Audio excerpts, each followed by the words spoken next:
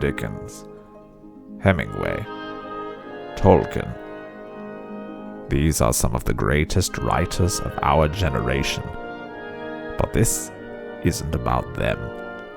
This is the exact opposite.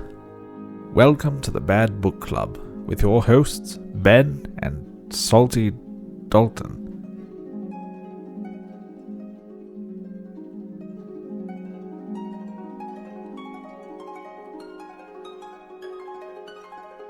So this is I'm doing a taste test right now. Kit Kat Lemon Crisp. Really good. I like it a lot. Showing it to the camera here. It's got a lemony tone to it. Still is a Kit Kat. It says Kit Kat on it. That's annoying. Let's see here. I'm going to take the first bite. Okay. Right off the bat. Pretty good. Okay. It's growing on me. Because I don't really lemon squares and lemon things.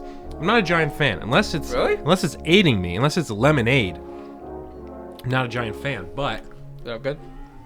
buddy, I got it. I'm running the show. But so what's the middle part? It's a Kit Kat. Interesting. It's a Kit Kat instead of chocolate. It's lemon icing. You know what we got to try? That KFC like donut sandwich thing. We could do that live. We could like not each have one, but if we like got one and we each tried some of it, Yeah, cut it in half. I feel like I would throw up. It feels like such a the things Americans will eat, dude. They're probably just like the guy who pitched that in the board meeting. Because it's a donut on each side of a chicken. It's a chicken sandwich just made of donuts, which is the crazy part. Did you? So, were you at all convinced? Oh, good. You picked the same excerpt. Oh, yeah, I yeah. thought you were going to. Oh, you gotta trust me. Were you at all convinced? Like even for a second, because honestly, my goal when I send you those sorts of texts, I know that you're most likely gonna be like, oh, he's just doing a bit. But my goal is to at least put a half second of worry in your mind. There's a half second of worry Because you checked the Nest Cam, so that means you took the threat somewhat seriously. No, I always check just to make sure because like Sure. Because like sometimes it's very easy to tell, and I know it's a normal bit, but it had been so long since we podcasted, and they were doing work in the neighborhood. See? So when you said something about like the Burke contractors, I was like, no, dude. I was like, no. First of all, also they wouldn't walk into my house, but I checked. For those who don't I follow checked the us, ring. I checked the ring in the nest, and I was like, Ben isn't even in the house. For those who don't follow us on Instagram, one of my favorite bits to do is to text Dalton, Salty Dalton, and be like, hey, I'm already in your house. Where are you? Or it's like the middle of the day. There was one time where I texted you at like 1 o'clock in the middle of a day. And I was like, dude, you told me to come over at this time. You said you had today off. There's been a few. I was kind of scrolling back. That one for at least a couple minutes. I was like, oh my God. But today I told Salty Dalton that I asked if there were supposed to be people in his house, a bunch of people. And it kept that bit going for a little bit. I was proud of myself. And then pulled off a terrific parallel parking job. And that's when you know that this is going to be a good show. Because I was able... It was one of those parallel parking jobs, though. A lot of stress. School bus coming down. Oh, kids all over the place. Yeah. This guy... There was, like, people picking up leaves. Are you smelling your microphone? Yeah, sorry. It smells... Smell like lemon? Down here, no. It smells weird down there. Down here. Not... What do you mean down there? Just down here in general. Well, I certainly didn't do anything. Did your dogs do something? Did you track in something on your shoe? No, I don't have anything on my shoes. Oh, dude, there's dog shit on your shoe. No, there isn't. Crap. Well, you know that I can't really check. No, I know I don't have anything on my shoes. No, I think it's just I haven't been down here in a while. not used to this. This is unfamiliar smell for you. But anyways, this is the Bad Book Club. We are back at it. Follow us on Instagram at RWP Bad Book Club and also at the Random Word Podcast.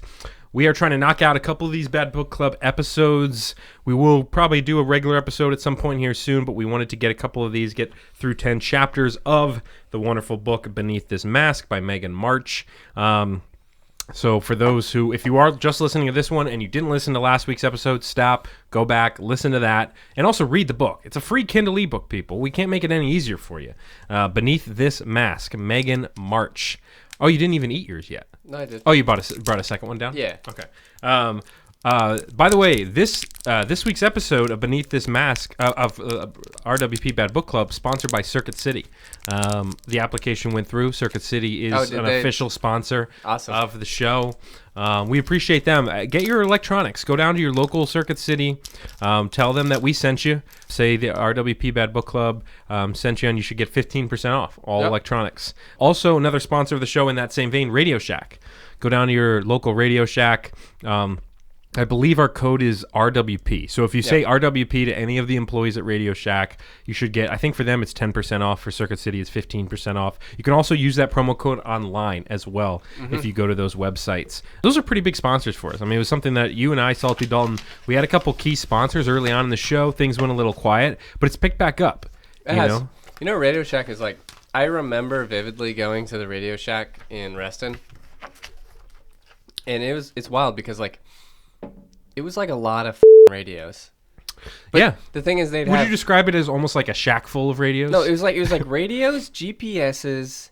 It was a lot of spy gear. It was sort of like that. There was voice recorders. They had remote control cars in there. They had a lot of voice recorders, like very small, like pen voice recorders, up to like big, like microphones and stuff like that. And then they just had like shelves of like different types of radios. And then it was like they had it was the remote control cars, and they had air hogs. Do you remember air hogs? I do remember air hogs. And so like it was a weird store. It was. And then there'd be a lot of circuits and wires, but it was very small too. Radio Shacks were a very niche. They were, but they also, I feel like Radio Shack is where I would get my batteries from for some reason. I know most other places sell batteries. Before, like, groceries were like, the grocery stores normally carry a ton of batteries. Yeah. And before, like, the Batteries Plus store, it was Radio Shack. Yeah, now there's a whole store dedicated to batteries. All kinds of batteries. I haven't gone in there yet. Any battery, it's there. It's like there's one where it's like a light bulb and battery shop, and all they sell are light bulbs and batteries. That's it they sell. There's one right by my house. Car batteries too. Like they sell car batteries and regular batteries. I gotta go in there. Batteries are one of those things you never think about buying. No, and most grocery stores have what you need. And then if you need a specialty one, you go to used to be Radio Shack, and now you go to batteries and bulbs. Like we have we use a D battery, I think is what it is, for our little remote. So we have a fan and a light above our bed, and it's got a remote control to turn the light on and off. Any idea how big a D battery is? It's a big remote.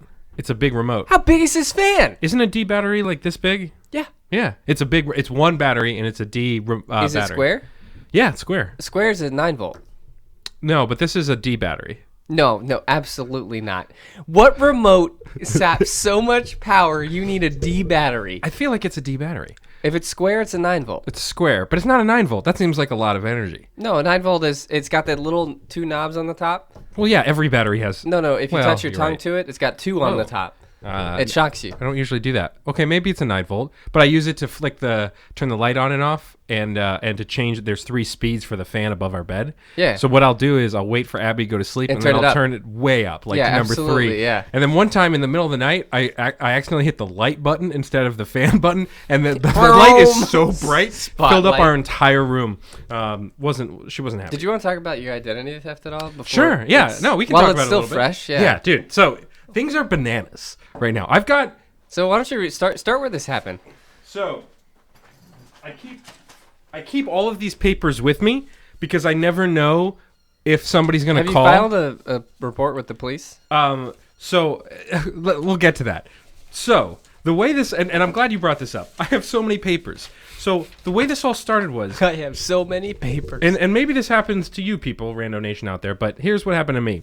I received a letter from PNC Bank in February, or early in February. This is what tipped you off. That says a PNC Visa debit card ending in whatever number was issued to me on February 1st, 2020. And I think for a second, and I go, you know what? I did not, in fact, apply for a PNC debit card.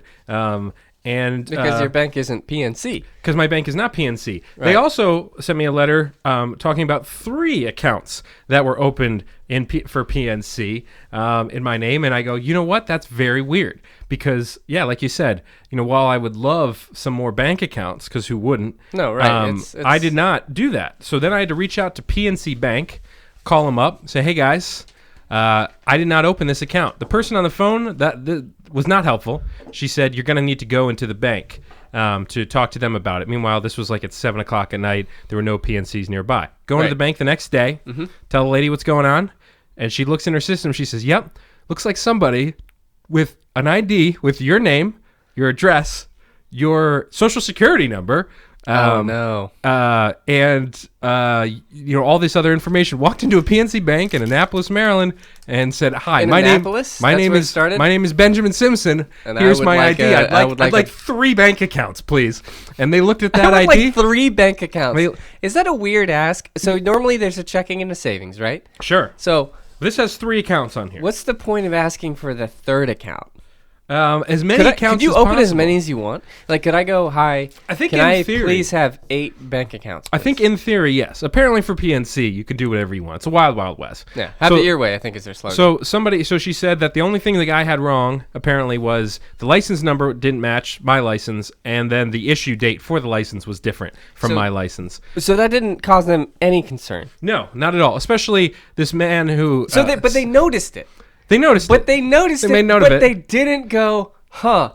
You know what? You might not be Benjamin Simpson.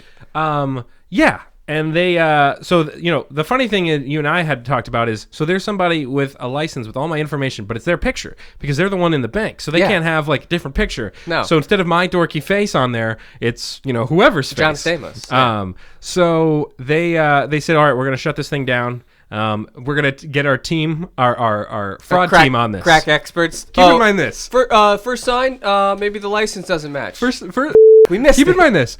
I have talked to like 3 or 4 banks over this time frame. Each bank has said they're gonna get their fraud department on it. They take my information. We'll be in touch with you. I haven't heard a peep from anybody. You've got a standing army working this case for you. I haven't heard a word. They have my email. They have my phone number. The other funny note about that is the email address that they used to open the account was like Ben Simpson 87@gmail.com. Now, I was not born in 1987. No, but also... Which they could have seen from my license. It's also easy to get a Gmail. Oh, yeah. Anybody can get a Gmail. I've got like 17 Gmail I could make Ben Simpson 89 right now. You could. So they're on it. It was me. I'm the one who stole your identity. I figured it was. So PNC Bank, they said they're on it. There's really nothing I could do at that point. I go, all right, whatever. I get a letter couple weeks later from Progressive Leasing. Saying, we're sorry, leasing. Saying, we're sorry, your lease application has been denied. Thank you for applying at Best Buy store number 446 in Waldorf, Maryland for a lease with Progressive Leasing, LLC. After reviewing your application, we're sorry to advise you. TV? They must have tried to get a credit card lease it's gotta be a situation big ticket for item. A gigantic appliance. It's got to be a big ticket item. Props to Progressive Leasing. They turned this sucker down because apparently they're better at recognizing fraud than PNC. How is your credit though? We'll get to that. Oh, Jesus. So, I also receive a mail from Nordstrom Card Services. Oh no, dear Benjamin Simpson, thank you for your recent Nordstrom card application. We were pleased to receive it and assure you that we've given it careful consideration. Regrettably, we must decline your application at this time because we are unable to verify information on your application. So, another denial. So you're telling me Nordstrom, the store, has a better fraud detection system than PNC Bank, who noticed an issue with the credit card yet still issued the accounts? Yes, that is what I'm telling you. Another one. Dear Ben, this is from First Bank Card in Omaha, Nebraska. Which is, I guess, their headquarters. But basically, somebody applied for a credit card with First Bank Card, and they were unable to accept the application. And they said, in order to resolve this issue, we need to verify your Social Security information. Please download this document, blah, blah, blah. So I call them, let them know what happened. They're like, oh, man, that sucks. Yeah, we will definitely note this. But the kicker is when I get a letter. So keep in mind, another week or so goes by. It's all quiet on the Western Front. Yep. No, because I'm checking the mail. I'm checking the mail more than I ever have in my entire life. When you said your cousin quiet Dave? On the Western Front. Oh, yeah. Hands down. Perfect impression. So keep in mind this. I'm checking the mail more than I ever have in my entire life. Oh, yeah. As soon as you see the mail truck rolling, you're probably like sprinting after that truck. Never has there been somebody so into the mail than me over this past month. And then the kicker. When I receive a letter from Navy Federal Credit Union, keep in mind, Dear Ben, you were never in the Navy. Pretty sure. How does one get a Navy Federal credit card without any military ties? Isn't that like a military bank? It's like USAA. So I have USAA. Yeah. for armed services, and I got if anyone in your family gets Served, a military served and has that account, only the direct dependents can open the accounts, and you See, can that's keep what's passing interesting. it down. But for Navy Federal specific, I'm pretty sure you have to have served or be related to someone who served in the Navy. Interesting note, because despite my there's one in athletic the- appearance, There's one in the Pentagon. Despite my athletic appearance and my overall demeanor, I did not serve in the Navy. Neither did my father or his father. But he was probably in the Marines because he was at the period where everybody had to be part of it. But regardless, Navy Federal Credit Union sends me a letter. This letter is to notify you that your account is overdrawn in the amount of $4,500. Where did they get $4,500? You must bring your account to a positive balance. If you have any questions, feel free to give us a call at this toll-free number. Did you call? Oh, did I call? Hold it. Here's the funny thing. When it comes to situations like this, You get like a couple you get fired up. Well, not only do you get fired up, but a couple things you realize is when it comes to banks, if you are not trying to give them money or open an account or things like that, they are not very interested in your life or your problems. And the big issue is when you call out of these banks, it's an automated messaging system. Dial 1, enter in your account number. Dial 2, You do got to hit this. 0. Speak to a So the whole thing, representative. even if you hit 0, though, for some of these, it won't even take you to where you need to go. So the thing is, I don't Sounds have an account. terrible. I have an account, quotes, but I don't have an account. So I don't really have the information that they're Well, you looking can't for. because they'll be like, "What's your account number?" And you'll give the And account it only number. gives the 4 last digits because that's all that comes in on and the they'll letters. be like, "What's your PIN number?" And you'd be like, "I don't No, know. I didn't make this account. Now, for Navy Federal, luckily, I finally got attention of this one lady who, after being passed around by 3 or 4 people, I was on the phone with her for an hour. Navy Federal's fraud department team is looking into Nice. this. Now, keep in mind this. The whole time, I've been emailing with a police officer from Fairfax County, but I have nothing to give them because all these fraud departments are conducting their investigation, so I have nothing that I can actually turn over to the police department yet. So they're just kind of like, well, we can't really help you yet. So I am in this weird limbo where every day I get a letter from a different bank, luckily turning down accounts or showing me that somebody spent $5,000 in my name. So it's been a lot of fun. I'd say February has been a fantastic month So you haven't for had. the most part. You're not paying any of that back, though, right? Well, no, I am not. And I Okay. told them such. I said immediately, like, hey, not only did I not spend this money, I will not be paying you this money because I did not spend this money. And they were nice about that. Because $4,500, kind of small potatoes in the bank world. In the bank world, but now for me, for us- I've never even had $4,500, I don't think, like at one time. I've had $4,500 of debt probably at one point in my life. But we're going through some fun times, That's man. nuts. So it's you kind of like froze a roulette you wheel. froze all your stuff on TransUnion. Oh yeah. So nobody's and- able to open an account. So I even got a message the other day where it got blocked. Like I sent that text to our group where like somebody tried to open a credit card in my name Dude, we from just Best gotta Buy. hunt Or this. Don't you have something a like that. number? Let's call So, that number. The crazy thing is, there was a number associated with my account for one of my credit reports that was a 202 number that wasn't mine. But here's the thing. I don't want to call it because I'm afraid of interfering in the investigation. You see all the time on these cop shows, don't interfere in the investigation because the real scary thing is this guy has or girl, I guess, this person has my address and they have my phone number. And I'm surprised they haven't like reached out to me or like shown up on my doorstep or anything. I'm living in fear, basically. I'm on edge, nonstop. Here I'm at the podcast. I'm checking the ring every motion. It's always a car going by or a kid on a bike. I'm looking every single time. Is this the guy? Is he coming to be Maybe like? it's your neighbor when you parked in a spot It's possible. They're moving. They're moving, by the way. to Maryland. Yeah, maybe they are. They're moving with the $4,500 that they got from me. No, they're moving, and we asked this other neighbor, "Hey, do you know who's moving in that house?" And they said, But "Yeah." it's overdrawn by $4,500. So How did they not?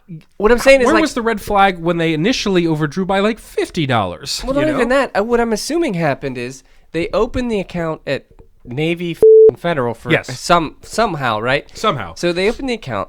my military background. And it's probably got the stipulation where it's like when you overdraw your account, There's fees and stuff. There's probably. fees and stuff, right? Yeah. So I'm assuming they put down the minimum deposit, which sometimes is $0. They went out and spent $4,500 immediately via a credit, not debit, and then it registers overdraft by that much, but it just lets it happen. Yes.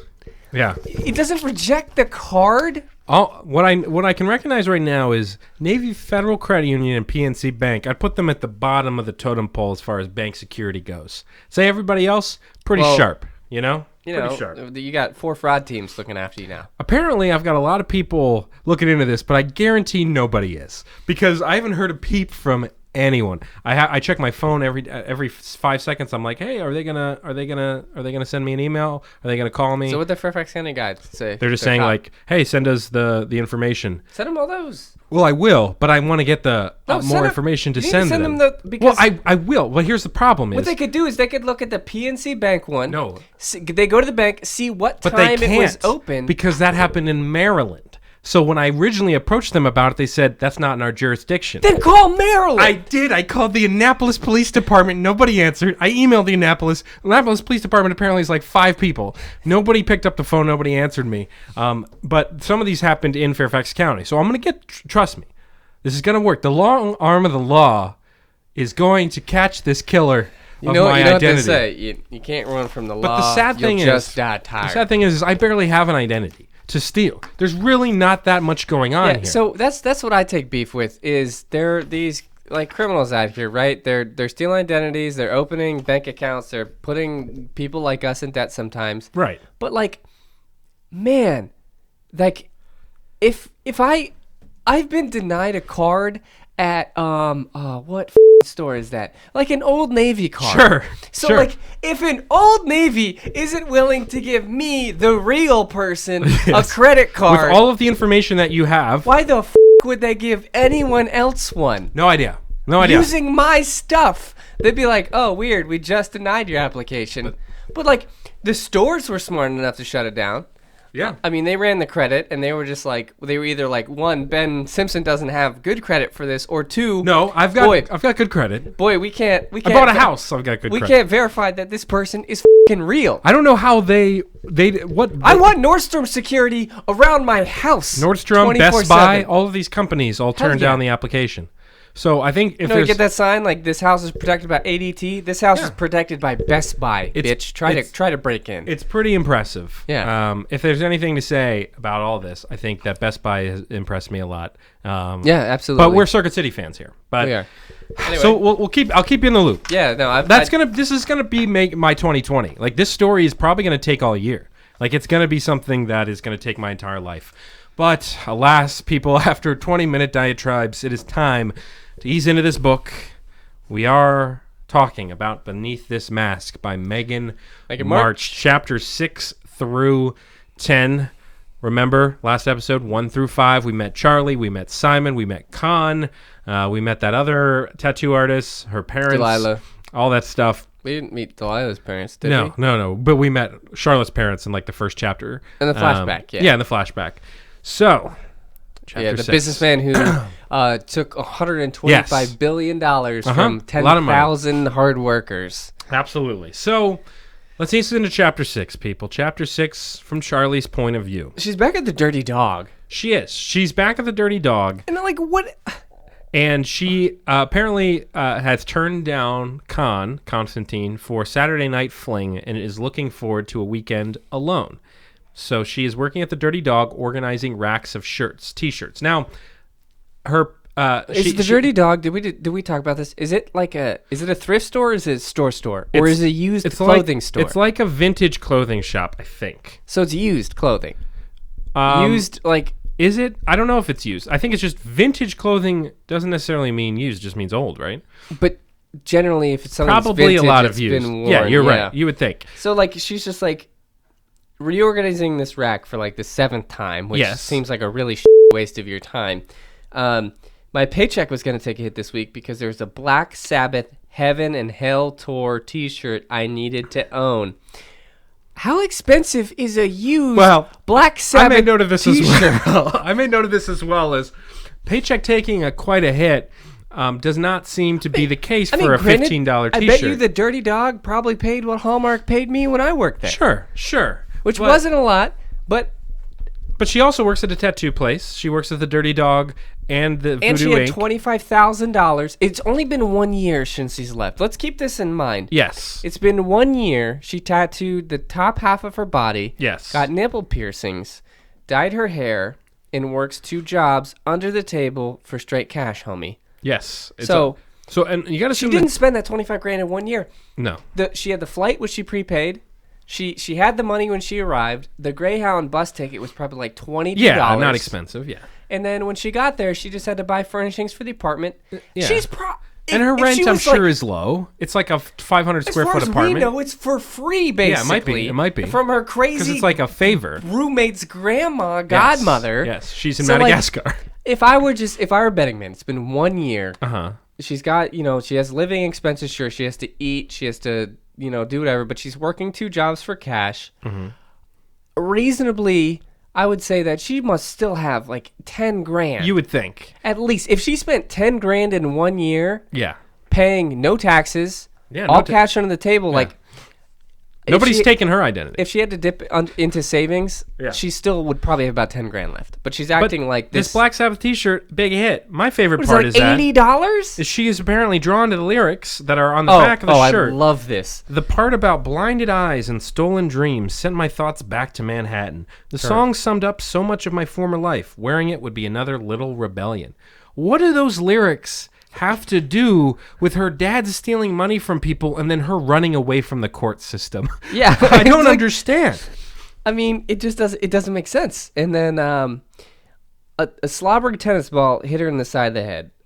She was looking around for Huck, as if Huck could throw that ball. Hey, can you toss that back here? And apparently Yves was like threw that at her head. Yeah, apparently Yves chucked a tennis ball on the side of her head. They get to talking. Yves asks, hey, why are you so spacey? Do you got a hot date coming up? And she freaks out. She's like, yeah.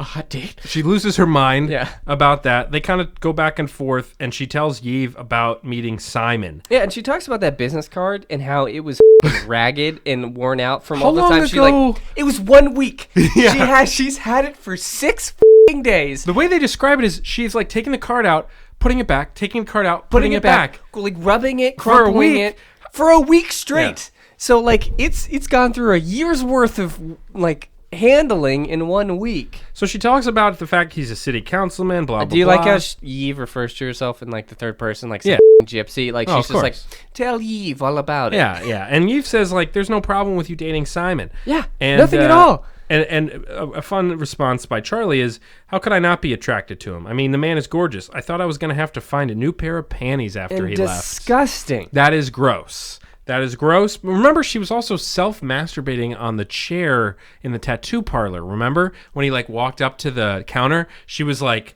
this was back in like chapter 2 or 3. She was like wiggling her private parts on the edge of the chair. It's like, Jesus Christ. It went 0 to 100, and then Yves is just like, hey, you don't have to date this dude. Yeah, just I bang him. don't know why you're freaking out. And she's just like, dang it. I hate when you make sense, Yves. Yeah. It's like, it's a simple fucking point. Also, keep in mind this: Yves is her manager, is her boss at really? this restaurant. Yes. Oh my Or not God. restaurant, at this clothing store. So Yves, her manager, tells her to go leave and go have her booty call. So not only do we have Constantine at she the has tattoo the shop, worst working that's environment. slapping her ass and banging her apparently on the side. You've got Yves who lets her leave early to go have sex with this man. And then it gets worse. Yves does something Yves, even weirder. oh my it's God. gonna be crazy. So like she just like dips out. Sure. She's like cool, and then she finds the crumpled piece of white card stock that Yes. was the business card. So not only is it now just a little worn, it's crumpled up. Business cards don't crumple. No. They either tear or they stay the same. Yeah, maybe they get a little fold, but they don't crumple. But she goes ahead and she calls Simon. Into her prepaid phone, her burner. Yeah, she's got her burner phone. She calls Simon and leaves a voicemail. She gets his voicemail. She leaves him some rambling message. She's pretty embarrassed by it. And So she just like grabs a bottle of wine and is grabs like, it, I'm grabs going wine. outside. So she's got enough money for a prepaid phone, a bottle of wine, but she can't afford that Black Sabbath t-shirt. That would put her over her limit, I guess. I don't understand her financial situation. She chugs some wine. She goes outside with Huck, the dog, and a wedding parade slowly makes its way down her street. Now, I'm sure this is a common occurrence in, Sure, in maybe. New Orleans. I don't know. I know nothing can't- about New Orleans. I can't refute that. But a wedding parade slowly makes it down her street, and she fantasizes about it being her one day, but apparently that would never be. So her situation prevents her from getting married, I guess? I guess. I mean, in She- theory, kind of. Maybe, but like it's been 1 year. You would think after 5-6 years, though, down the road, everyone's going to kind of forget that she exists, and it's not going to. The court system's going to be like, well, Charlotte Augustin never showed up to court to help us out with this trial, so we're just going to, Not only that, forget about she it. still has her original driver's license. Yeah, she does. Like she has everything that ties her back to her old life. She just doesn't show But it. So apparently- she's just gonna get by working under the table in a very populated city. Like, Yes. if you think New Orleans, Oh. it's pretty big. Oh, yeah. If I were gonna disappear, I'd go to bum nowhere. Yeah, where I in go the boonies, in yeah. a town with 6 people in swamp it. country. Yeah. All over the swamp there. Now, by you. Down the bio there. So she fantasizing about it being her one day, but apparently that would never be. And then she spots our guy, the big man, Simon. Well, at first she said the groom looked familiar. Yeah, And 'cause tried to recall where I'd seen him before. that was the guy who he And wanted then, the but tattoo the way on the his writing ass. is, it hit Yeah. me as soon as I saw him, and I thought was it like, was Simon is is the the groom. groom. Yeah, no, And I read went that way back too. and forth on the train reading that, and I was like, No, you're right. I read it like that too. But she spots Simon waltzing with an old lady, and here's a great quote here, Salty Dalton. Oh, yeah. Gone were the jeans and simple T-shirt that he'd worn the last time I seen him. Once before. He looked every inch the Southern gentleman politician in black tie. Several women in matching seafoam green dresses watched him like he was the last Versace dress. in creation designed by Gianni himself. Bridesmaids. A surge of jealousy ripped through me to think about Simon as a stereotypical groomsman who This would, is the funniest by the end of the date, thing. undoubtedly have the opportunity to nail one or more of them. Listen, bridal parties are not a. It's not an orgy. It's not a gangbang. It's not an orgy. Guess how many of your groomsmen were taken? Probably half. Half, right? Yeah. And so in my groom's party, there were one who was engaged, Uh-huh. one who was already married. You had like 2 single people, I think. yes, Alex and Matt. Alex and Matt were the only two Yeah. single Now, people. granted, that night there was some potential there for those 2 gentlemen being part of the party. Remember, there was a couple girls that were possibly in the mix, but at the same time, But it's not other bridesmaids. no, exactly, And that's exactly. weird. You don't do the intro wedding party thing. It's just So the way she pictures this, there's 7 women, 7 bridesmaids, just in waiting matching to green have dresses, sex with Simon. staring at Simon. And undoubtedly, he was going to nail them all. He was going to nail one or more of them. Also, like, I get we call them like wife beaters, but I'm just Yeah, picturing she like a keeps- stained, yeah. like true Like wife trailer beater, trash. like trailer trash Yeah. shirt. And so like, I think she's writing this towards a certain audience. Like, she's dropping so many fashion terms. I mean, she said And the- Versace dress in creation designed by Gianni. Oh, there's more later that Oh, I yeah, keep yeah. highlighting, and I'm like, I hope this means something to somebody, because you could just say, like a Versace dress, sure, Yeah, but yeah, like yeah. it's all these descripting factors. So she turns to go back inside, and oh look, Simon appears. A large tanned hand closed over mine. Apparently, he's really tan now. second We don't hand- mention the fact that he's tan He's tan. anywhere else. A second hand gripped the bars and trapped me in the circle of his arms. So this is Simon that a couple chapters back Keeps grabs grabbing her around. wrist. He's a grabby guy. Also, she turns one way. There's Simon waltzing with an old lady. She turns to face her door. He's got his hand on her hand, and I guess his other hand on the bars of the gate, I guess, is to get into her place. She says the bars. And he's basically wrapped his body around her. She mentions her height. She's apparently 5'4". Think about how that looked.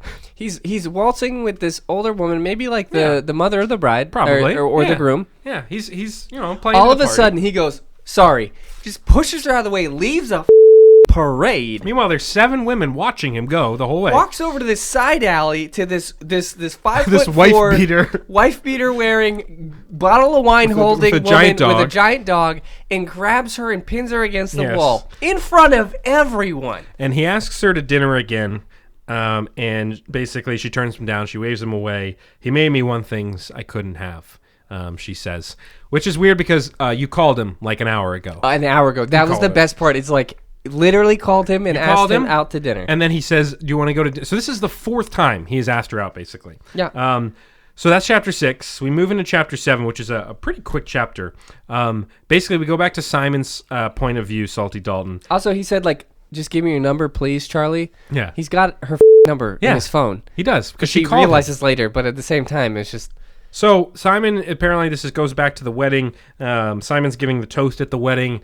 He's 31. We I find love the out. way he talks about him. He's like, yeah, I crushed the toast. I didn't Yeah. want to get hammered, be that guy. And it's just like, So he gives the toast. He reveals to us that he's 31. Now, we figured out Charlotte was 24, 25. No, I think the youngest he could have been, I think I said on the last episode, was like 29 or 30. Yeah. So Charlotte, though, is like 23, 24, I think, right? Yes. And he's... No, so she's 23. So, and he's 31, which is not... I'm not talking about the age difference being a thing, but I'm just trying to track everything. So he's 31, apparently. He's 31 now, which means he was 30 at the time that all the events happened last year. Yeah. So he's thinking about Charlie right now. He says, I didn't want to let her walk away, but I wasn't the kind of guy to keep going back where I clearly wasn't welcome. Except Even the four time that times. he's gone and asked her to dinner 4 times. So keep in mind this. Here's the sequence of events. He goes into the tattoo shop. He meets Charlie for the first time. He returns to said tattoo shop and asks her out again. And She grabs doesn't- her arm. Grabs her wrist. He then sees her, runs up to her, asks her to dinner again. Meanwhile, but this is a guy who says, I'm not the kind of guy to keep going back where I clearly aren't welcome. Well, dude, you've been rejected 3 times. Now he checks his voicemail, Salty Dalton, and he hears the message from Charlie. She called me before I'd seen her today. I dropped onto a bench near the door. It didn't add up. Yeah, It'd been I less than highlighted an this. hour between the time she left the message. and the parade. Simon. Something had obviously happened to cause her a complete 180. Megan Thanks, March. Detective f***ing March, Simon. your character is pointing out what we're all asking is, why the did Charlie change her mind completely in an hour? Not even that. So when we're reading it from Charlie's point of view, I will say it has a lot better flow. When I'm reading Simon, it just feels like a sentence after sentence description of like an itemized list of The what Simon he's- chapters go by so quick. This chapter was like 4 pages. It went by so fast because basically he talks about that and then he said she'd smashed the ball back into my court. This wasn't over yet. I And guess. that's basically how the chapter ends. And we jump right into chapter 8. Chapter 8, And- Charlie's point of view. She changed into a pair of threadbare lilac cotton pajama pants. And her wife beater. What the is a threadbare You know what? Hold on. Let me Yeah, Google go ahead and this. look that up. Threadbare lilac. While you're looking that up, I'm going to read the next quote. The bra had been tossed to the top of the bureau. If I could go the rest of my life without wearing one, I would. But with boobs that topped out just under double D, I love that it wasn't an option. Topped out. So Charlie lets us know right now she's packing. We don't want to get That too topped out descriptive. just under double D, so what is that? I don't know. I'm not a woman. Double B? I don't understand bra sizes. Well, They wouldn't don't it really be- make a lot of sense. I think it was somewhere in between D and double D, my guess It gotta is. be topped out just But she's under. letting us know she's got giants. Yeah. Giant Also, pants. this is what I Googled. There's like vintage high-waisted ones. Like, I Those are don't... very weird. So that and a wife beater is what she's wearing right now. like, that's a good look. And keep in mind, she's wearing a wife beater with no bra, which wife beaters are see-through. See-through. You can see a grown She's man's... settling in for the night. But then her buzzer rings. Well, that means she was wearing that outside. Yeah, she was. The buzzer rings. It's 11:30 p.m. It's Simon. I didn't even know her apartment had a buzzer. Yeah, The way she describes it Apparently is it's got like a buzzer. decrepit old house, but it's got this mystical oasis in the middle. And when Simon buzzes in, my nipples perking up at his dark, rumbling voice. So those... Mine do that too. If I hear someone's voice, they Yeah, just go, especially whoop. dark, rumbling voice. Well, I mean, there's not a lot of material there. It's like a those wife beater. dogs that point at something when they found prey. They just whoop. She tells him to go away. He tells her, "Hey, I got your message." Of course she had. Yeah. And they After all, I was sending off more mixed signals than a drunken air traffic controller. I love the quote, that doesn't seem safe. but that's like, what a weird reference. That's like in that Breaking Bad episode where the air traffic controller was so distraught about his daughter dying that the 2 planes crash into each other Yeah. because he wasn't like doing his job correctly or something like that. Yeah, it's just like it's setting off more mixed signals than a drunken air traffic controller. Sure. It's just such a weird reference to be made. Weird reference to like never happen. So he tells her he got her message, blah blah blah, and then it takes us into our The top 4 excerpt studs here. of his shirt missing. Like, All right, so it takes us into our excerpt, Salty Dalton. We've got this typed out. This is a long excerpt, but it's going to be worth it. I am very much looking forward to it. Let me know when you've got it pulled up here. It's on the paper. I know, I'm trying to catch up to where you are in the story. Okay. It starts with "damn it," is where we are with the excerpt.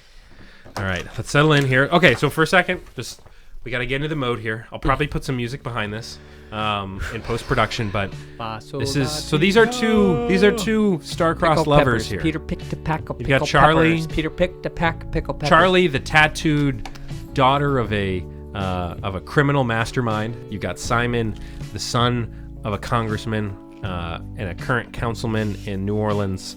And here's their first kind of big scene here together. So I'll keep going. So Am I kicking it off? You are kicking this off.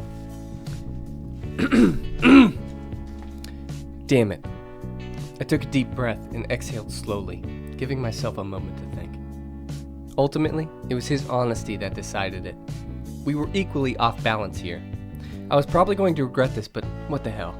I twisted the lock and opened the gate. For some reason, it didn't feel wrong. I thought of Yves' advice. One night, get him out of my system. I never had to see him again. I could steal this night and emerge unscathed. Considering you've seen him 3 times in the last week, you're going to see him the again. The odds of running into him again are pretty high. Mayor of your town, or whatever it is. And he loves the tattoo shop. My heart hammered as my plan formed. I forced myself to walk slowly as I led Simon to the inner courtyard, and he paused to take in the garden oasis. It was magical, a hidden gem in the middle of the quarter. The brick walls enclosed a huge live oak, draped with thick blankets of Spanish moss and resurrection fern. Fairy lights and solar-powered Chinese lanterns dangled from the branches. The tinkle of the fountains in the koi pond were the only sounds beyond the noise of the city. The blue water of the small splash pool reflected the lights and the stars. This sounds like the weirdest. It is. I'm sorry, and who's maintaining that? I don't know. Her landlord's The landlord gone. is not there. This place is amazing. Simon spun in a slow circle, taking in the oasis and spiral staircase that led up to my apartment. My plan was crazy, but I had the privacy I needed. Harriet was at an art showing in San Francisco. Okay. Simon was gonna think I was insane, but in my messed up mind, this is the only way I could make it work. I wanted us on a level playing field, and his shiny black dress shoes, pressed white shirt, and tux pants did nothing but remind me of my past and the light years between our current situations. He's dressed for a wedding. It's just a wedding. Like, he doesn't wear this every day. It's not his normal attire. God, I mean, that tux really reminds me of my criminal father's Oh, past. Tuxedo Simon? Yeah, dude, he's like insane. He calls himself the councilman. My hands trembled as I reached for the hem of my tank and tugged it up and over I'm my sorry. head. Like, if someone brought you to a courtyard and just ripped off their clothes. Simon's like looking around. He's like, "Wow, these Chinese lanterns." I really appreciate these like fairy where lights. you live. Are you taking off your clothes? Koi pond. This is a little forward, and tugged it up and over my head. I let it dangle from my fingertips and float to the ground. The disdained wife beater. Yes. Like, My courage faltered as Simon turned to face me, but I kept going. Her courage is faltering now. She just took off her top.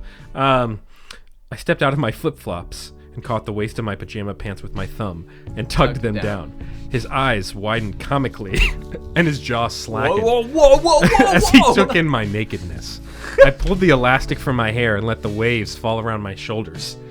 The black, red, and purple tresses covered my breasts and hid the gold rings that pierced my nipples. No, they didn't, because you took off Yeah. your shirt before you let your hair I down. don't understand. Maybe I'm dumb. What is a tress? What is black, red, and purple tresses? Is that part of her hair? It's like a layering technique or something. Okay. I think. I'm pretty sure. Okay, Don't quote she's- me on it. So her hair, she's claiming, is covering her double D breasts with their nipple rings. Yeah, but the nipple rings and the breasts have already been seen. They've already been seen. Due to the basic order of operations. Sure. She took off her shirt. Took off shirt. Boobs Then- immediately seen. Then her Hair is pants. up right now. Then her pants. So she's In her pants. butt naked. Butt naked. And No then- underwear, I guess. And then lets down the hair and be like, he didn't even see my nipple rings. I'm pretty sure he saw everything. Also, the passerby is just walking by this alleyway. Does Just anyone else live in this like complex. It's She an said it's apartment an apartment complex. Yeah. She went to the middle, like the quad in a college campus. No, it's just almost. 11:30 at night. Also, so can he even see what's happening? I don't know. That's a question. Yeah, there's lights everywhere. Yeah. I tried to picture myself from his point of view. Inked from shoulders to wrist, sleeves. Script down my left side, along my ribs, an abstract phoenix down the other side. My legs were pale white, yet untouched by the needle. I was offering him everything I was, stripped down to the core of me, a albeit temporarily. I turned and stepped into the splash pool. What the Where did this pool come from? Is it a kiddie pool? It was a koi pond. What is a splash pool though? Because like, is that deep I mean, it's it must be deep enough for her to get. to swim around in? Because Yeah. she swims earlier. Yeah. All right, let's just remember that a splash pool. I'm Sure. gonna look that up. Yeah. The warm water rising up to my chest. That's a not- pool. That's not a splash pool. That's a well. And also, she had a koi pond. Oh my god. My hair. My hair floated on the surface before sinking and clinging to me. Are you coming in? I was proud that my voice didn't shake. He hadn't moved, and I couldn't read his expression, but I wanted him to be as naked as I was. All evidence of his status and position left outside the little bubble I was creating. For tonight, I wanted there to be no past, no future. I wanted him right now. This moment, with him. This is absolutely bananas. Charlie, I leaned back and let my body float to the surface as I treaded water with my hands. Back. Okay, so she's doing a side tread. Okay. I never thought the synchronized swimming lessons I had been forced to take would ever come in handy. Man. But the great gracefulness Not of until which this I moment. floated, Yeah. maybe just swimming lessons. Yeah. Synchronized swimming is like a specialized Right. swimming. I mean, what really turned the corner with me and Simon was when the girls showed up and we all kind of put on our routine. Like- You can't synchronize swim by yourself. It's so this splash pool. when they all dive. Diving off the edges. This splash pool is so deep she can float on her back and then furiously tread with her arms with her and arms. make it look graceful. Make it look synchronized. Yeah. Because like that's not how they teach you to swim in regular swimming class. You actually tread water Man, with your these legs. synchronized swimming lessons really came in handy. That I love that quote. I'd been forced to take whatever come in handy, but the gracefulness in which I floated proved me wrong. Don't think, Simon. Just strip. Ooh. He tugged his bottom lip between even white teeth. Okay, that's a weird sentence. Like, I guess they're even, they're not crooked. Between even white teeth and hesitated a moment before reaching for his belt and So unbuckling. tugged his, so he's kind of like, it. nothing more attractive than that.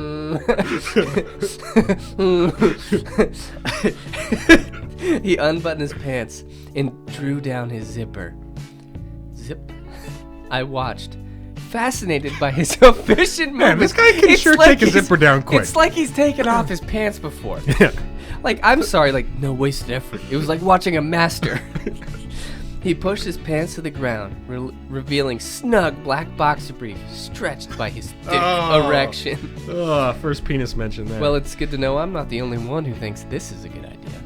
He plucked the remaining studs from his shirt and shrugged it off, letting it drop to the ground, before gripping a handful of the back of his white undershirt and pulling it over his head.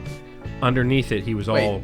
So he grabs like this, I think, and then pulls it off that way. Weird way to take off your shirt, bro. I mean, if you're a dude with abs, the way to do it is do this yes, move. yes, Because or- that or- shows off the abs. Instead, you're hunching forward because, like, we've all done it. Hold on 1 second. We've all done it. You have to hunch Yeah. forward and then you pull, Yeah. and the shirt like drags and up everything. But anybody knows if you've got abs, you do the cross pull off, your two Yeah. hands across, because that shows off the stomach.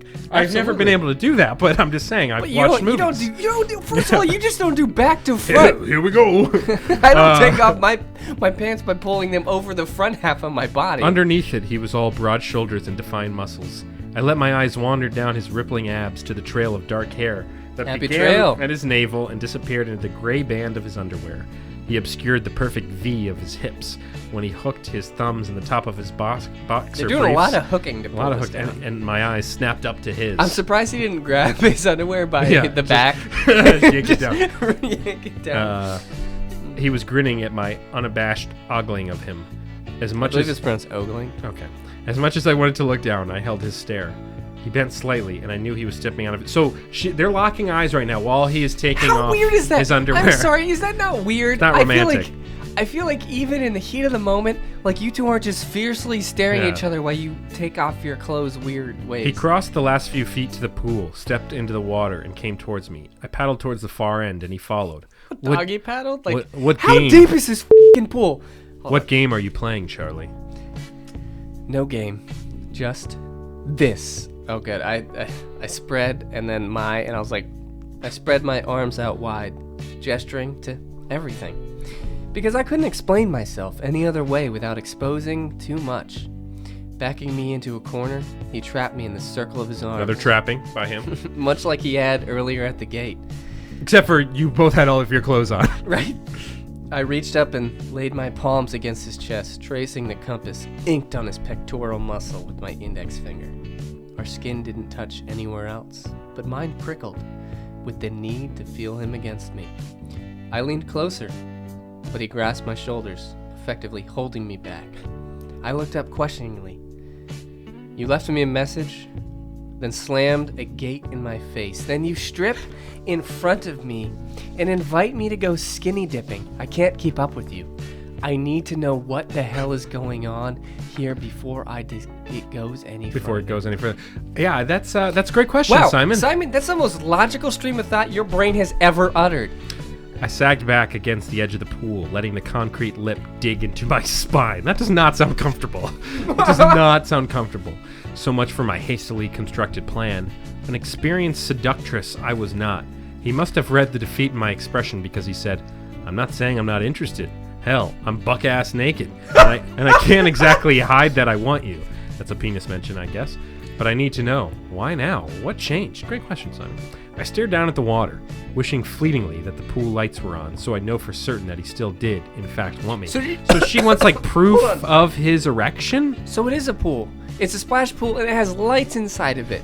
Yeah. I thought they were swimming in a koi pond. Also, why would the lights not be on? It's nighttime. I guess maybe they go off at a certain time frame. But she is saying she wishes the lights were on so she could see his erection. That's all she's thinking about. That's her way of telling if someone's into her. Sure. Like, she can't just look and respond to him during conversation. No. She's just objectifying this man. But given the leap I'd taken by stripping naked in front of him, I suppose I owed him at least some sort of an Pretty explanation. huge leap. I decided that for tonight, I didn't care that you're you and I'm me. I decided to take a risk and see what happened. My answer was vague and without substance. Yes, it f***ing was. But I hoped it would be enough. Heat pulsed between my legs and my nipples beaded What does that mean? almost painfully. What does that mean? Does it mean they got really hard? I don't know. I think it's like goosebumps on your nipple. My nipples beaded almost painfully. I wanted him. Now. But he didn't relent. It doesn't matter who I am or who you are. Tonight or any other night. We're just people. I held in a snort. Barely. He wouldn't be in this pool if he knew who I really was. I was like poison to someone like him. To everyone.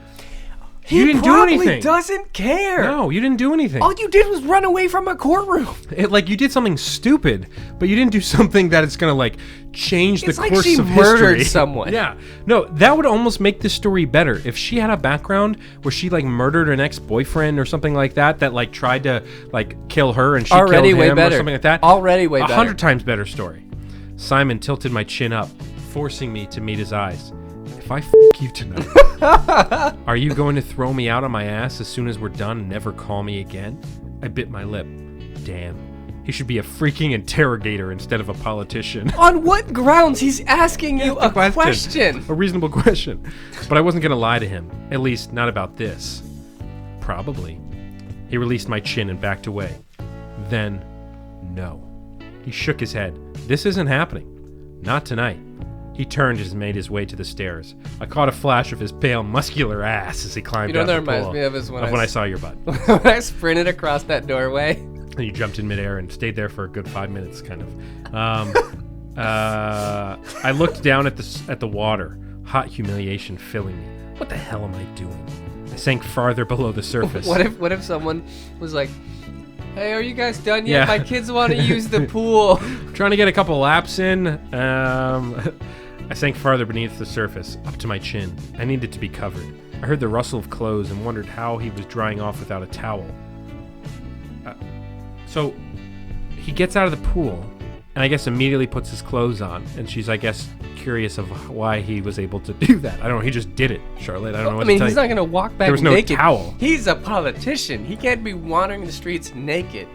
But I didn't look up to assuage my curiosity.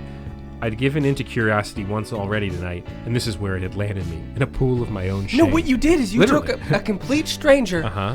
to Rejected him like 3 times. to a public swimming pool, Yeah, basically. stripped off all of your clothes, Yeah. did some synchronized swimming, Uh-huh. and stared at his boner. Yes.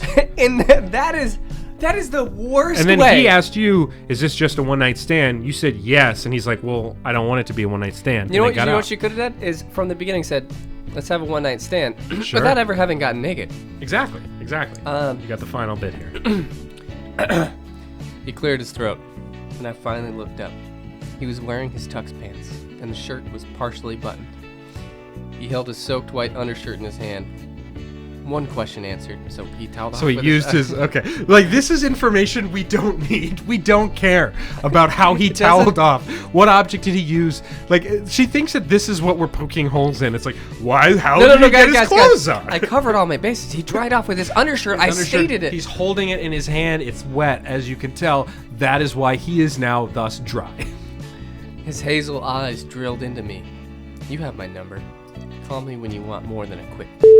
And then he was gone. Whoa. Simon laying down the rules here. Man. Chapter 9. We got 2 more chapters left. Chapter 9 and 10. So with 9, back to Charlie's point of view. I think for the second chapter in a row, because I think that was in Charlie's point of view as well. So there's no real order to any of this. Charlie spends Sunday being basically pissed and embarrassed And hungover. at herself. She's Apparently very hungover. She downed an entire Another bottle of wine. Another bottle of wine. If I was giving off mixed signals before, now my emotions were spinning like the weather vane at our country estate. And she was like, it made me respect him. She's like, I want to hate this guy. I was like, you took a stranger to a. You're lucky he did not Call police. absolutely like. It's just, But I love that quote, though. If I was giving off mixed signals before, now my emotions were spinning like the weather vane at our country estate. Former country estate, actually, since it had been auctioned off by the feds. Damn it. It's like, why are you having this conversation with yourself right now? Also, since that it's reminds been me of her auctioned off saying by- the drunk air traffic controller. Now she compares another thing to a weird thing. My emotions were spinning like the weather vane at our country estate. Okay. I mean, if it was really windy, sure. Weather vanes don't normally just. So she heads back into the Dirty Dog. She's going back to work. It's Monday now. And we get a ton of unnecessary backstory about her and Eves, or whatever her name is. Yeah, and not even that. Like about their friendship and how they know each other. Keep in mind, all of her professional relationships are very unprofessional. our friendship had been cemented while holding each other's hair back at Pat O'Brien's. What is Pat O'Brien's? I don't know. Is it a bar? Is Could it be a someone bar. named Could Pat's be somebody's house. They and just then, like got hammered together. And then, so Yves walks in, Salty Dalton, and Oh, yeah. Charlotte says, "Looks like you got lucky last night, or whatever." she goes- and apparently she did. She goes, "Oh hell yes, I did. You never told me that Khan was a real stallion in the sack." Where did this come from? Both her managers are now having sex with each Also, other. apparently this is the first time that they have had sex, because she said, "You never told me Khan was a killer in the sack." So she chose this moment to suddenly, randomly have those two have sex. The author, Megan March, decided, because- yeah. It's just like, okay, and then she's just like, well, I'm not really angry about it, but like, why would you do that? And it was like, first of all, it is one of your other bosses. Yes. And this is your other boss. Sure. And now they're talking about their sexual relations. Yes. This is the worst. They're now Eskimo sisters. It's the worst workplace I think Yes. I've ever seen. Yes, this block, apparently everyone is having sex with each other on this block of Bourbon Street or wherever. So she tells Eve about her one night with Simon, and Eve decides to look him up on Google. And Salty Dalton, here's what Google revealed about Simon. Simon Jefferson Duchesne, did we say? Or Duchesne? Duquesnes, age 31. Highly decorated fighter pilot, honorably discharged from the Navy 2 years ago. So he's 31. He was discharged. 2 years ago, so 29. He was discharged at 29. So. And he was highly decorated fighter so pilot. he must have immediately started flying combat missions when he was like 24. Had to be doing some intense stuff Insane stuff. right And off the bat. What? I don't know. And is A highly decorated pilot would mean just a lot of missions, but like sure. unless there's some super secret stuff, like we weren't necessarily. I mean, we had the Iraqi war, but like Yeah, I don't know. I don't know. Iraq. After he spent a year teaching, so he was a highly decorated fighter pilot, honorably discharged from the Navy 2 years ago after he spent a year teaching at his alma mater, the U.S. Naval Academy in Annapolis. So he, I guess, was discharged 2 years ago, and the year prior to that, he was just teaching at the Naval Academy. Only a fighter pilot for a couple years, and then got And then was honorably discharged. discharged. But his after- discharge was after he was a teacher, it sounds like, where he was a teacher at the academy. Yeah, so my dad taught at the academy. Yeah, yeah. Or at the Air Force Academy. So when you get As to the part point of, where like, you're his active teaching, duty. do you get okay? So that's part of your. So you can be honorably discharged as when you're just teaching at the academy. Yeah. Okay. It So it's depends. I'm possible. not sure how the Navy Yeah. works, but like, it's weird. It doesn't seem like she did a lot of research into this. Sure. Only son of Jefferson Duquesnes and Margaret LeBlanc Duquesnes. I don't know why we need the middle name for the. It could just be Margaret. The senior, Mr. Duquesne, served 16 years as a congressman for Louisiana's 2nd Congressional District, leaving his seat to run for governor. After he was defeated in his gubernatorial bid. What the? It's like a political term, but I never know what it means. He purchased, I guess maybe that's running for governor. Maybe that's what, like, gubernatorial. I can't. He purchased a small Mississippi River shipping company, Southern Cross Logistics, which he has grown over the past decade to the ranks of the Fortune 500. So he took this small Mississippi shipping company, turned it into a Fortune 500 company. Do you have any idea how big? Like, It seems like that company has to be making mad. It seems like a very specific area of the country where this company would operate. It's literally just the Mississippi River. But and he appointed his son as vice president. Yeah, who's currently- also serving as a councilman. yeah, so he's appointed his son vice president of Southern Cross in addition to being a councilman for District A of the NOLA City Council. It is rumored he will be announcing his candidacy this fall to challenge the incumbent for his father's congressional seat. So he's challenging his dad. And apparently, there are rumors that Simon has a lover named Yeah. Vanessa Frost. Vanessa Whoa. Frost. First mention. We've never heard of Vanessa Frost And before. I don't know what they're Googling, but it's like rumors are speculating when he's gonna pop the question. And Yeah. she's Are they on the daughter. TMZ? Like, I don't. She's the daughter of a CEO of Louisiana Steel Products. Like, why would. And the late Amelia Bennett Frost, heiress to the Why the would Bennett any- textile empire? Why would anybody be paying attention to Simon Duquesnes and Vanessa Frost? Like, why would that be on, like, TMZ or the blogs? It wouldn't. Like, I don't get It wouldn't. So it's got to be like one small town paper that they're Googling. And So- then she was just like, why am I so upset? Like, Yeah. why was he naked in my backyard if Well, he's you popping started it, so- You're reading a TMZ article Yeah. and making wild judgments. So they talk about this for a bit, and then here's where things go batch crazy. So she's getting ready to leave Salty Dalton. Oh my God. Yeah, and- hold on. Yeah, let me know where you're at. Okay, yeah. So Huck, the dog, This goes from 0, ladies and gentlemen, very just 0 insane. to 100. So Huck, the dog, they're walking out. Huck, apparently, she did tease this. I will give Megan March credit. She did mention earlier in the book Chasing that after he horse chases carriages. carriages. So Huck runs away from her, she gets off his leash, runs towards a carriage right at the same time as a street sweeper truck is coming. So one of those gigantic box trucks that's like sweeping the street. Now, historically, they do not go that fast. No, they move very slow. Very, for very- this exact situation, my guess would be. Very, very slow. Yes. And so the truck clipped his Torso torso and and rear rear legs. legs, okay, sending him spinning towards the sidewalk So- on the other side of the street. Dog So- running, yeah. clipped. So it must have clipped him kind of in the back, and then like I No, don't- but then he flew back to the other side of the street. No. So what I think happened how is does the physics work here. on this? Here, this is what I think is going please down. demonstrate. Okay, so, Okay. the phone right here. This is the street. Yes. Okay. Yeah. This whiskey glass is the street sweeper. Okay. So street sweeper's coming this way. Huck's right here. Mm-hmm. Huck goes to chase a carriage here, gets clipped, flies due to the momentum all the Okay. way across the street. Yeah. Now, street sweepers Kind of one of those like twisties. He's probably flying in the air. go very slow. They do. And they don't knock out, they suck in. So Correct. if he got clipped by the front corner of it, that's like just kind of getting hit with a golf cart. Yeah. So- I mean, no so he doubt he gets- would be injured, but not to this. Sure. So he gets clipped with, unless he got caught in the actual street sweeper, Yeah. he just got kind of hit by a golf cart. Sure. He goes flying across the street. And his body is broken and bleeding onto the street. So basically, his broken body was sprawled in the gutter. Chest heaving in a pool of blood was forming and running into the street. One of his rear leg bones was protruding from beneath the skin and a gash along his side. That's insane. She flipped the fur back over the wound, not being able to look inside of him. Oh my God. The truck hadn't stopped, nor had the car behind it. What? Everybody. The carriage and the truck and anybody in the vicinity sees this happen and they all dip out.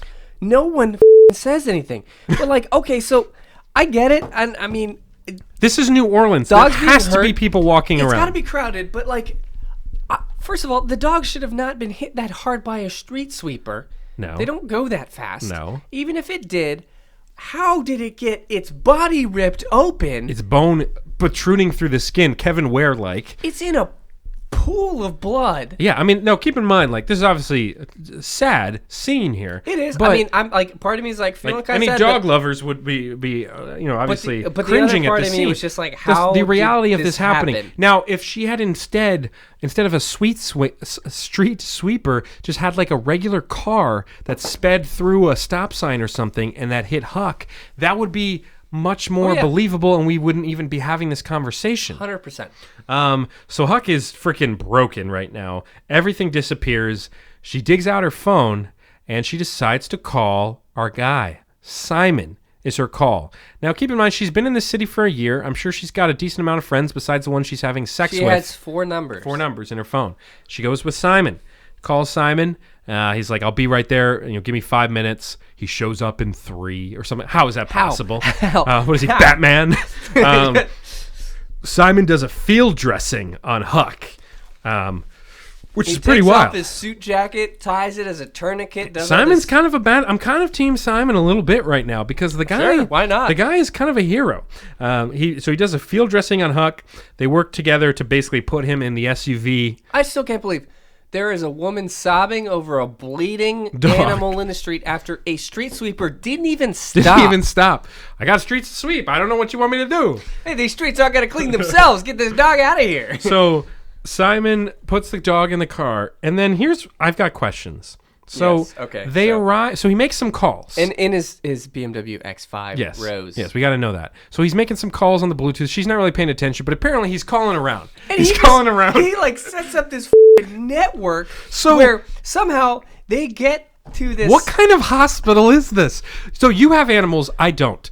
But I know that animal hospitals exist. But I've never heard of an animal hospital where it works exactly like a people hospital, where you roll up and they bring out doggy stretchers and they've got nurses everywhere and like EMTs my guess is you just kind of show up No, you and you show bring up- your dog, say my dog is injured, can you guys help? They take it in the back, Absolutely. blah blah blah. It's This literally is like a real an hospital. animal hospital is basically it looks the same as a vet's office. Yes. You go to the front desk, like there's no ambulance or emergency room. No. It's just you bring in your dog in whatever state they're in. But they bring and it they in. rush it. They'll get like not a gurney, but they'll get something. Well, they brought just some dog. This is like he happens to know like the top animal surgeon, Yeah. and it's Does he have any pets?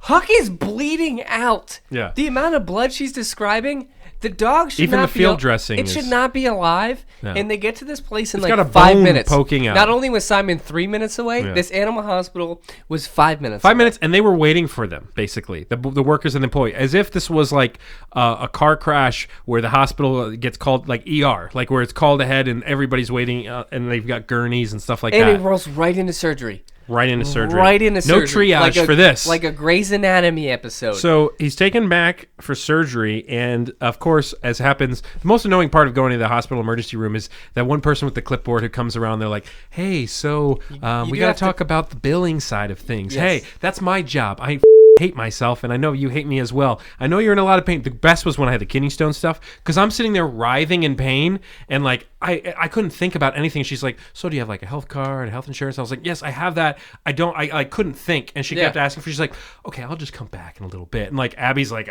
just please, like go. Like this person, he can't, because they come around. They're like, let me just take a little bit of information from you, and they start like putting all this stuff. Absolutely, the whole time. That was before they even gave me medicine, so I was like dying, and the billing person comes around. So meanwhile, it happens to them before the doctor does. Yeah, because they got to make sure. The wildest part. Because they got to make sure you have health insurance before they operate on you and like that. So apparently they need a credit card. And she does not have one, Salty Dalton, because she's been getting her payments under the table. Because she hasn't been paying taxes. She has no W-2. Exactly. She doesn't exist, but she has a real driver's license with her name on it. So Simon adds Huck to the Chesney account. Yes, and also, I worked too damn hard to stay off the radar. You didn't do anything. But you took a Greyhound bus to NOLA. From Atlanta.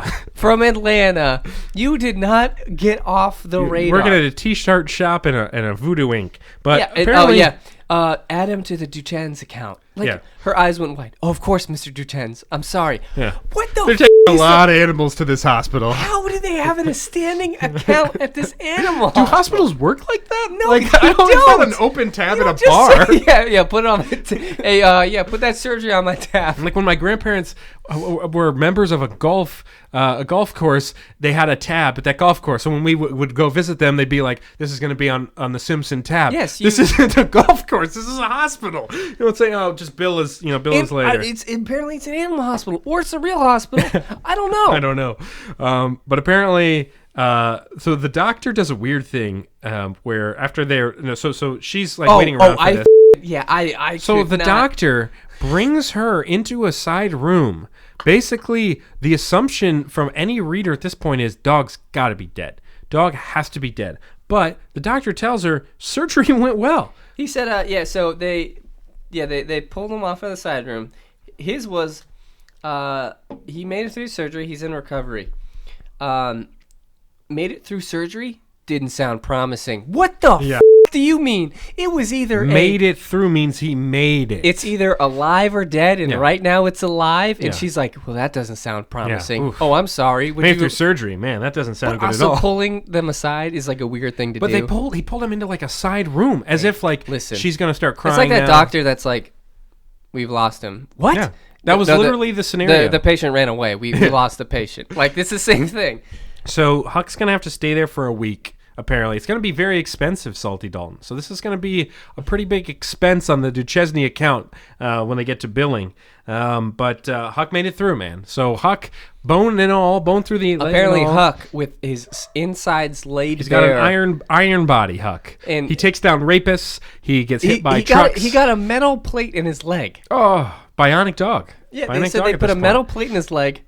And he was ripped open, but they're like, yeah, no, he actually might come out better, is what they say at one point. He's probably going to come out better.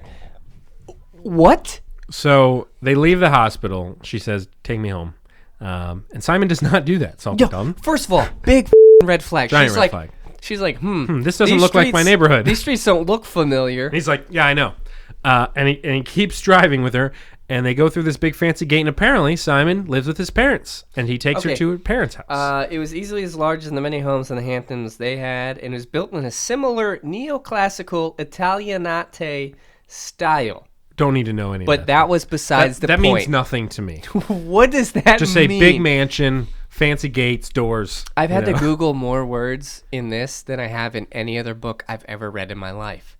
Simon explains to her that he lives with his parents. And she's like, I don't know which fact to take issue with first. She was living with her parents 1 year ago. She was. And also, it's like, who do you have to, who are you to judge? You are a weird runaway that doesn't need to be a runaway. Yeah, and so she's like, I tap on the boat. You still live with your parents? Why don't you take me home? You're a mama's boy, aren't you? As much as any good old Southern boy, I like sports, hunting, fishing, fast cars, and faster women. But I love my mama. I don't know if he's saying that in jest or like he's trying to be funny, or if he's being serious. But it's just a weird line in exchange in general. It is. It's a weird thing to say. So he lives in the guest house. That's where he lives, I think. The gatehouse, guest house, whatever. Yeah, because his parents, when he said he was moving out, looked like they had been murdered. They were like, "You're not moving out," Sure. which is already a little weird. He's a 31-year-old vice president of a company. About to be a councilman or congressman. He's a vice president of a Fortune 500. He is a councilman. He's running for Congress. I'm sure he could afford the house next door. He's a highly decorated Navy. Very short period of time, but he was highly decorated. Combat pilot.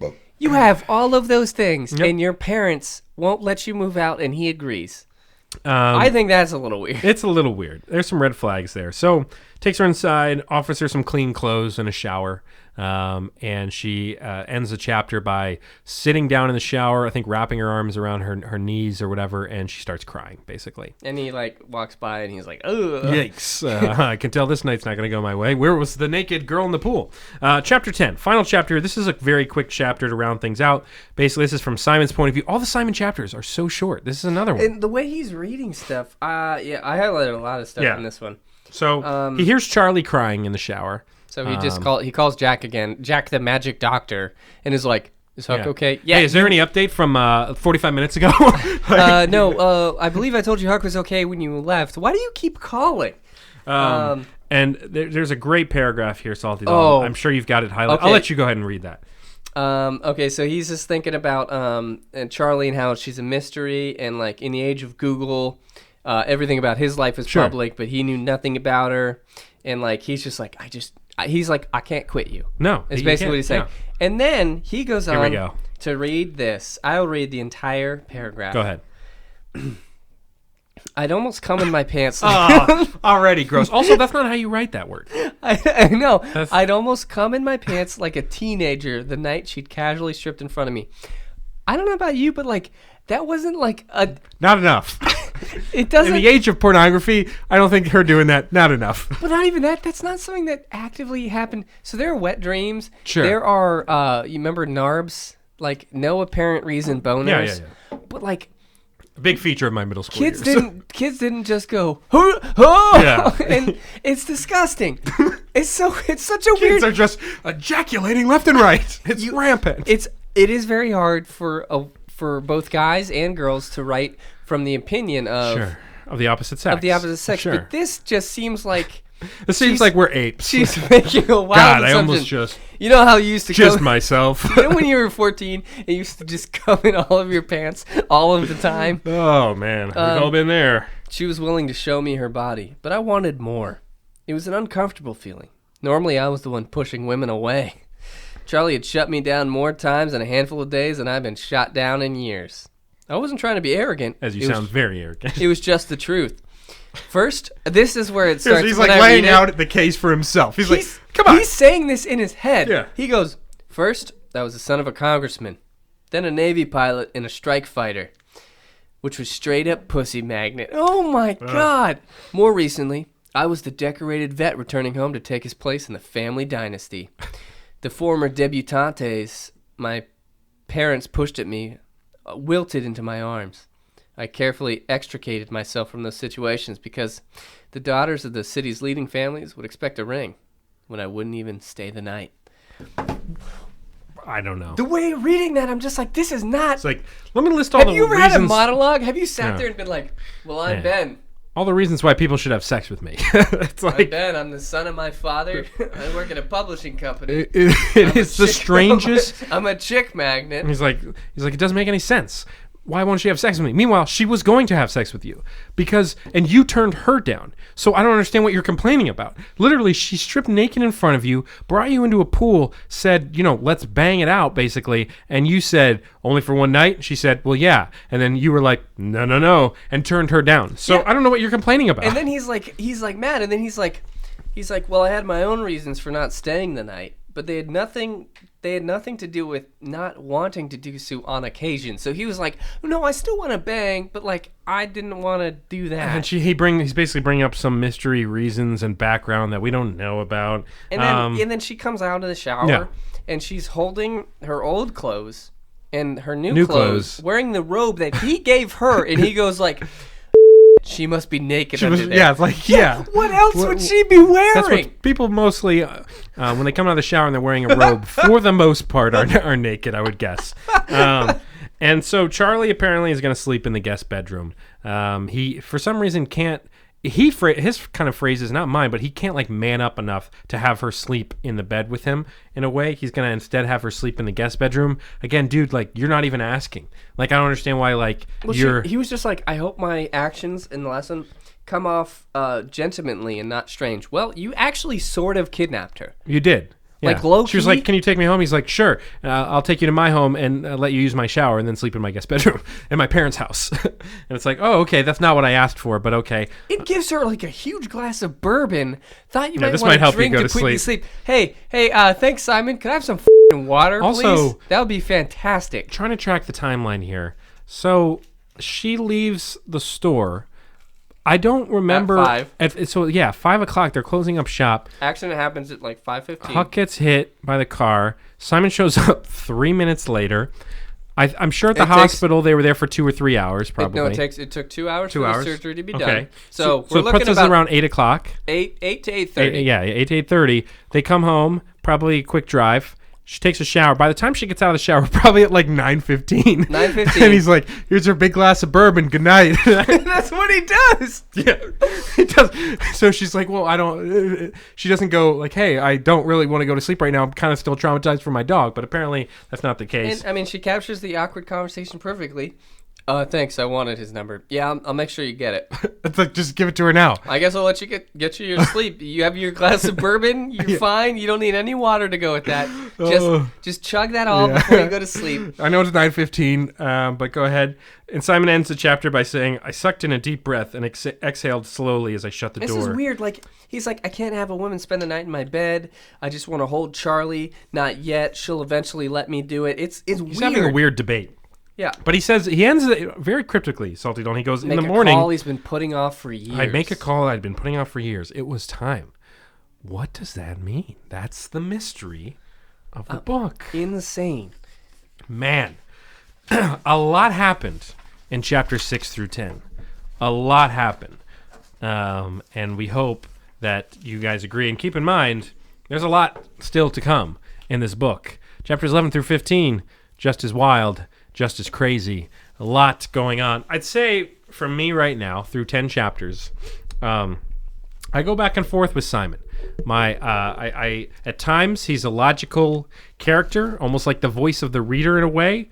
That's some of the questions he asks. At other times I will say it is objective. He's a because douchebag. It's being written from like what is stereotypical guy point of view, but it's also like the only way she can give exposition. Yes. And Yes. so I will say that Charlie or Charlotte, Yes. her piece is written much smoother. But boy howdy, man, this is like Her chapters are longer and more elegant. Simon's chapters are like 4 pages, and it's always like she's naked in them. Like that's the only thing that happens in those. It's just chapters. like I don't know. It's just I mean, it's the detail she goes into of the things she doesn't need to give detail into. Exactly. Right now, we know nothing about her life other than she was sort of rich, and her father mysteriously took $125 billion. You know what I would love to know is some backstory on her, not the new Charlie. Her.